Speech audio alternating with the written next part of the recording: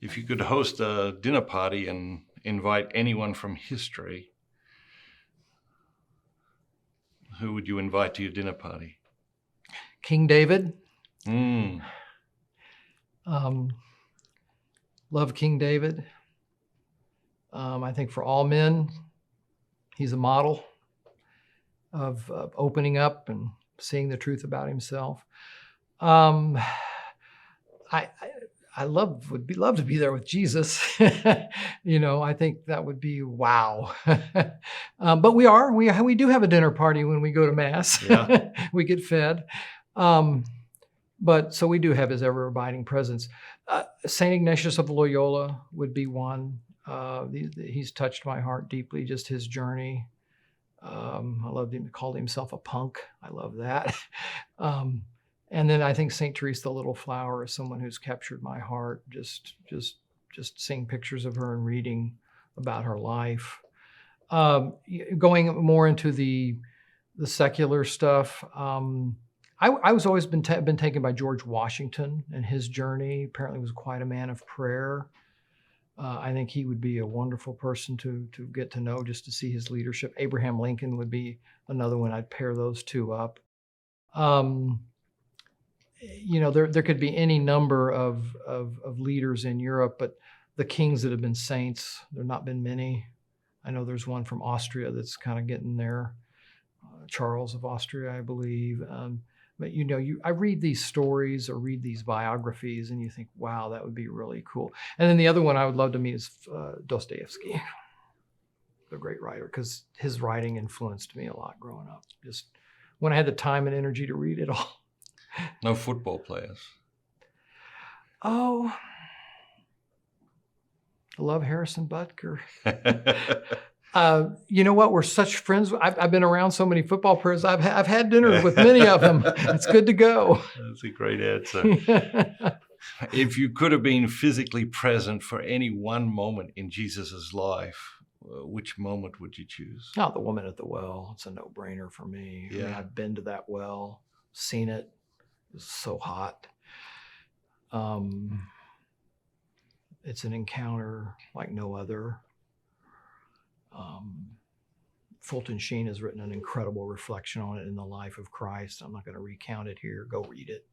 It's worth reading. It's just brilliant insight, but just his gentleness, his tenderness, but his frankness with her and how he doesn't shame her. And then she turns into what we want us all to be, an evangelist. She can't stay quiet. Yeah. And so in that conversation, she becomes an evangelist and she's going to go tell it on the mountain.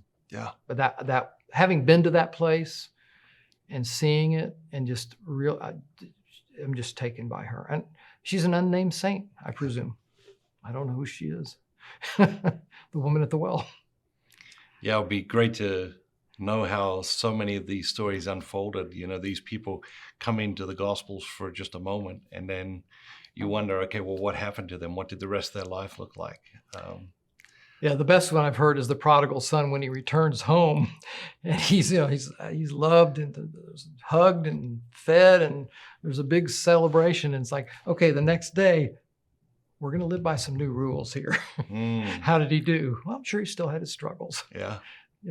Yeah. That's the one I've read about. But yeah, sure. I mean, I don't know.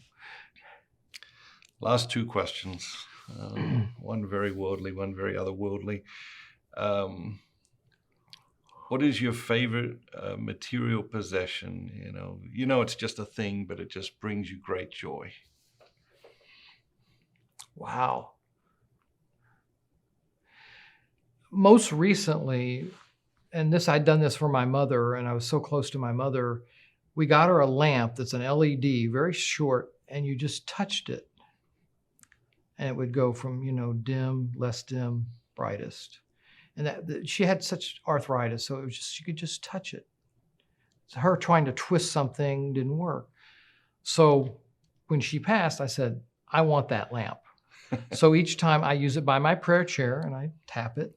So my finger is touching where her finger was. So that's just what popped in my mind. Um, gosh, I have my dad's watch. You know, just little things that they had.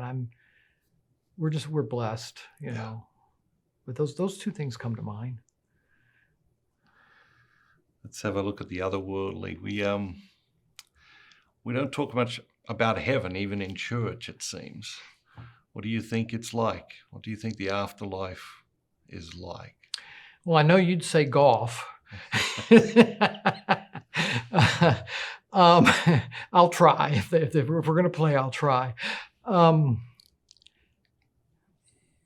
I think in heaven there is that sense of detachment from all the things of this world, but the joy, and that there's a joy that you got to possess what you got to possess in this world, the talents that you had and the things like that, and even the struggles and even the tragedies. Because if we look around, there are a lot of lives where people are starving to death.